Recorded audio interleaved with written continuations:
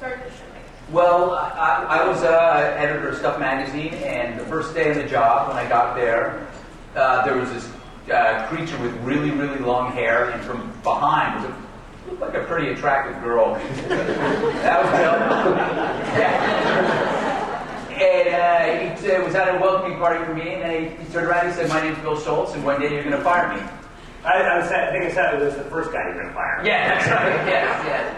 And I never fired him. I should have. And over the years, we worked together when I was at Maxim UK, and when this weird, bizarre, surreal opportunity came up, he was pretty much the first guy I thought of. I don't know why. It was a horrible mistake. Wait, what? I'm sorry, Andy. You were the first guy. Okay. And your cats. I was the first attractive girl. Yes. And so that's how Andy, Bill ended up on Red Eye. And then Andy, when I was writing at the Huffington Post, Andy was writing some pretty interesting things. I don't know if you want to talk about what you were doing. Yeah, I was basically, I started leaving comments at his blog, which is something I've never done in any blog, and my comments got more and more involved to the point where some of them were longer than his posts. And he noticed this, I guess, and was a little scared that I was stealing all his thunder, so he co-opted me. Yes. And then he started Daily Gut and said, "Hey, I want you to blog with me," and I did. And 6 months later, Fox approached him about doing Red Eye. We had never met at this point because he was living in London because he doesn't love America. True. And, so he said, "I'm flying to New York. They're letting me back in the country. Why don't you come and meet us?" And we met out at a bar, and he said, "Yeah, come meet the producers." And all three of us went and met the producers, and We met at Starbucks. Yes. Yeah, That's sorry. Yeah. Sorry, yeah. And then somehow we ended up on TV. We're still not sure how.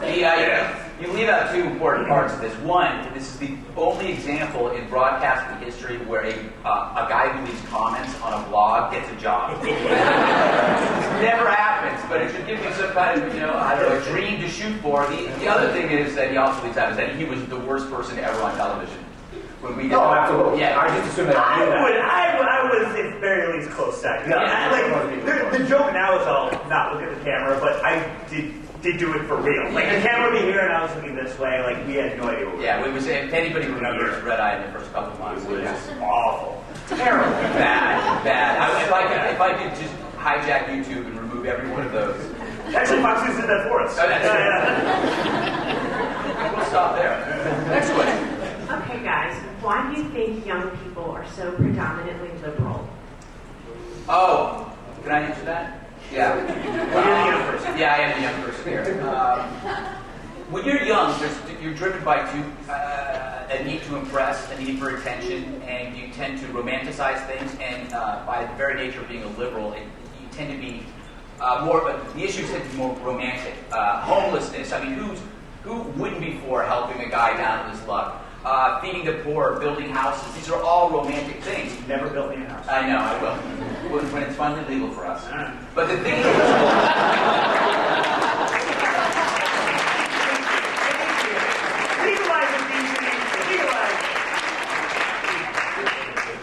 the interesting thing about teenagers is that they can be for anything and everything and never have to pay for it. So there is never any discussion about how, when I was growing up, made-for-TV movies were always about a kid who brings home a homeless guy. It's like a Christmas holiday special, and everybody's, well, that doesn't really happen because somebody has to pay for that. And teenagers don't understand that. They're exactly like Hollywood celebrities in the fact that they live in a bubble and they never have to pay for the actual things that they believe in. It isn't until you that old line, I don't know if it was Buckley or whoever, who said, until conservative is a liberal mug. Once you get a job and once you pay taxes, you are mugged, and then you become a Republican or like Billy, you become a rampant drug user. Taxes. By the way, you never pay taxes on drugs. That's true. Never. Tax-free life.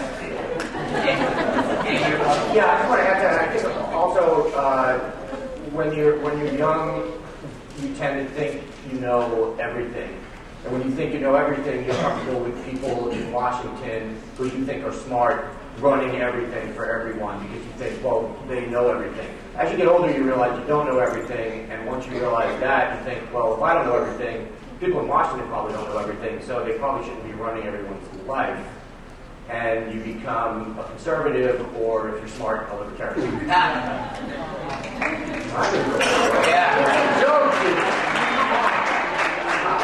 They're just here to see Coulter. Where is Ron? I'm here to see Coulter.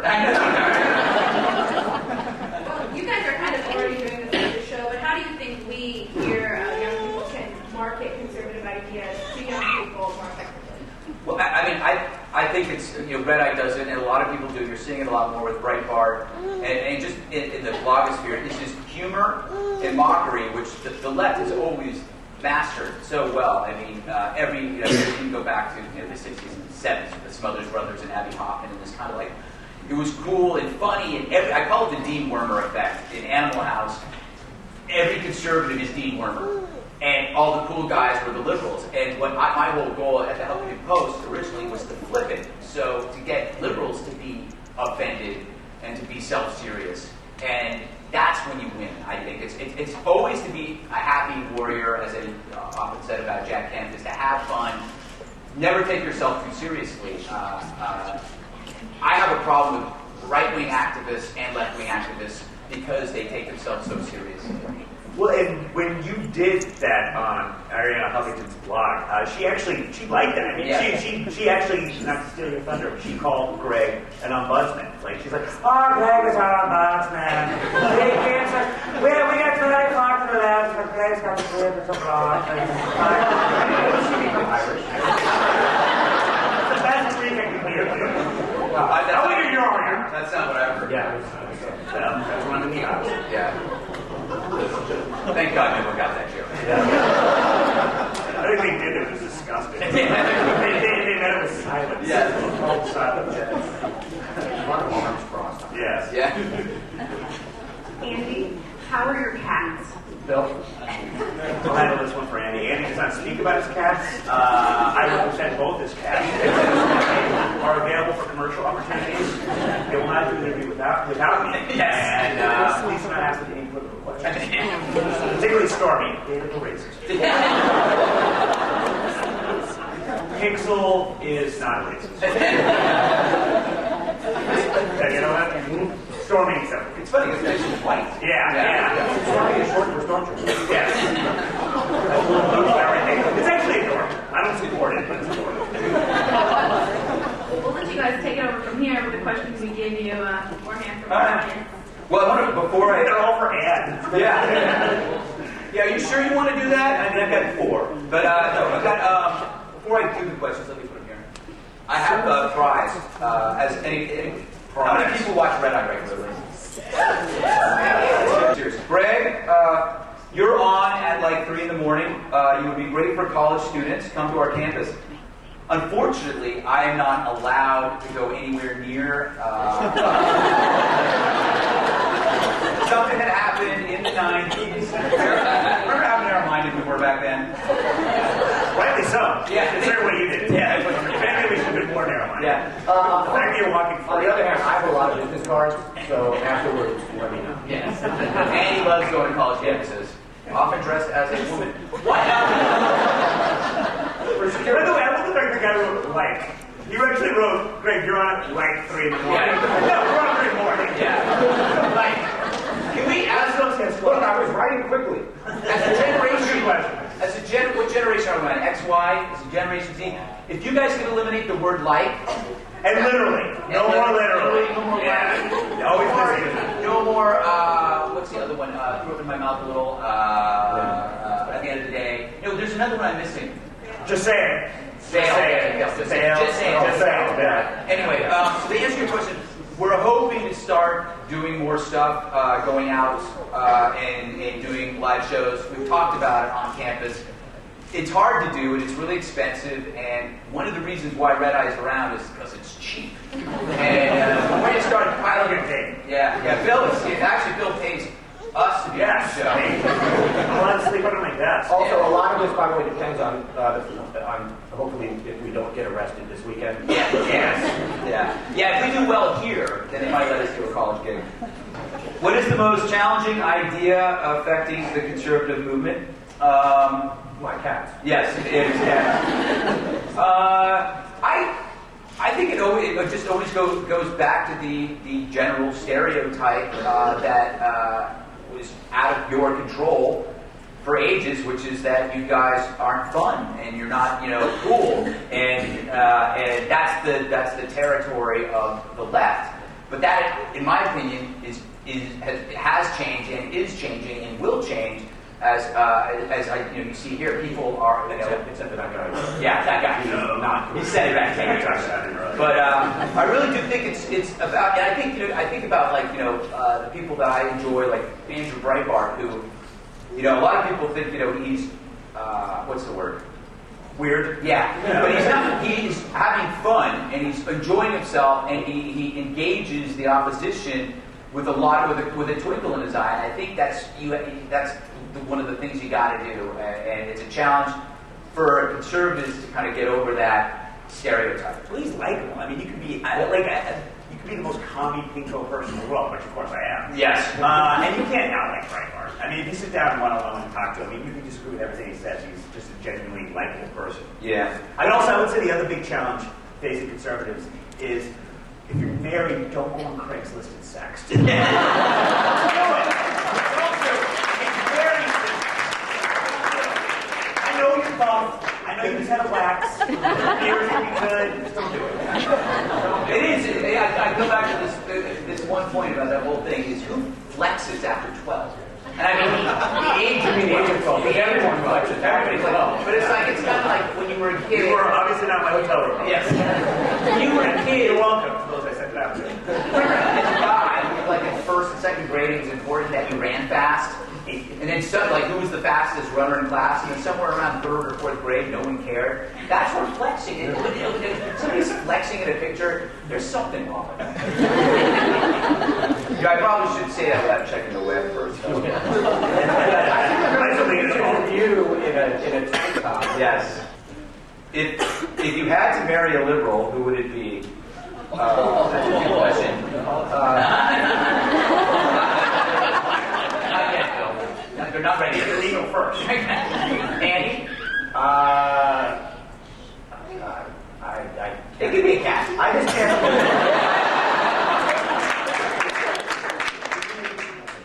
Okay, but now I can't choose. Who played Catwoman?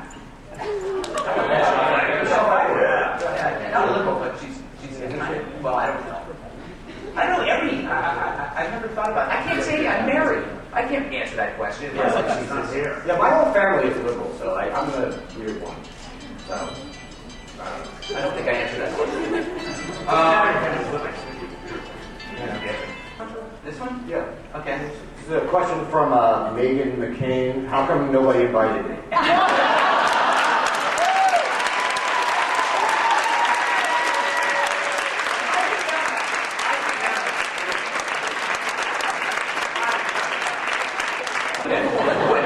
We'll get letters. I don't care. It's a false statement. What Obama policy is the biggest joke and why?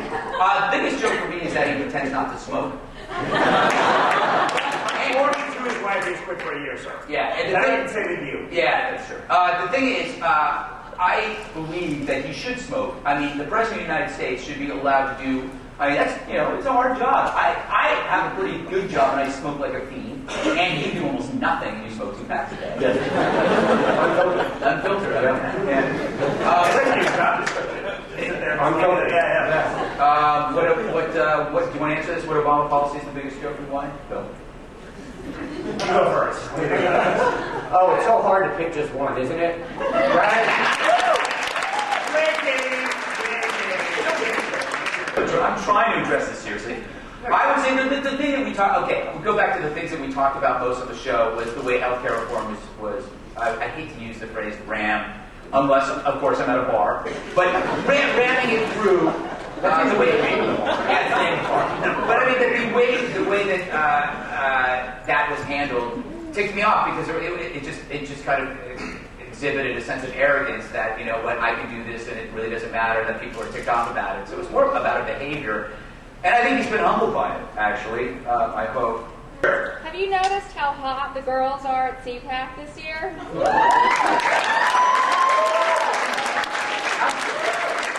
I don't see beef, all right? And I find defense. And I don't see gender, so really. Yes. I've noticed hot people. Yeah.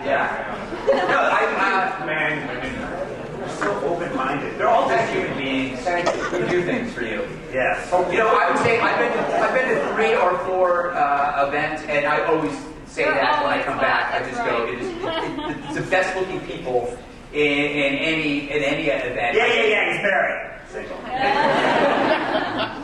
Between The View, The Jersey Shore, or The Kardashians, or anybody else, which Hollywood celebrity for all 3 of you, if given the opportunity, would you have waterboarded?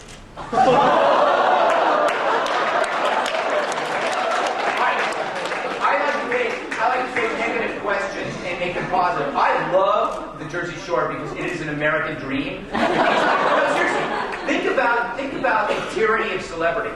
That when somebody becomes a celebrity, they don't want anybody else to be a celebrity. And the people that are really hard on Jersey Shore are celebrities who really don't deserve all the accolades they get. Jersey Shore comes out of nowhere. This guy, I can't think of his name. What's his name? The Situation? I pretend. I have a poster of him above. I've never seen this. But I mean, the guy's making $5-7 million a year. I mean, true, they're complete meatheads. They're meatheads. But the thing is, they can't be that. I mean, it's the American dream to be a meathead and make $7 million. Compare that to The View, where they don't, most of them don't deserve to be seen in public.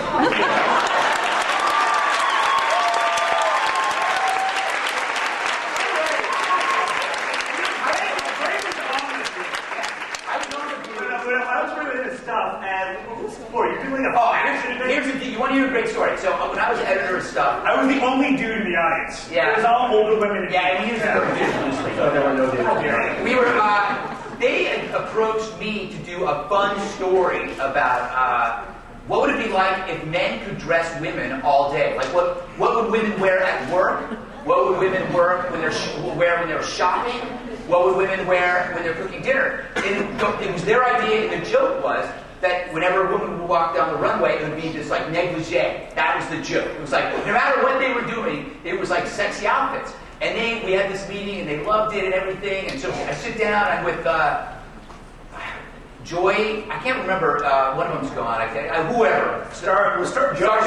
Yeah. And so they sit down and go, We're so grateful that you agreed to do this. It's going to be so much fun. You're going to love it. And then once the lights went on, they go, how dare you? How dare you tell us how to dress? And it's like, wait a minute, you asked me to be here. But anyway, so they're a barrel of laughs. And like, Just a barrel. Me and a couple of his staff members came, and again, it was like 3 guys surrounded by menopause. That was it. I'm like, you're straight from breaking up. Finally, we just started building up. The best line from the audience was the woman sitting in front of you who said, I love Barbara Walters. She's like a baby bird. Yeah.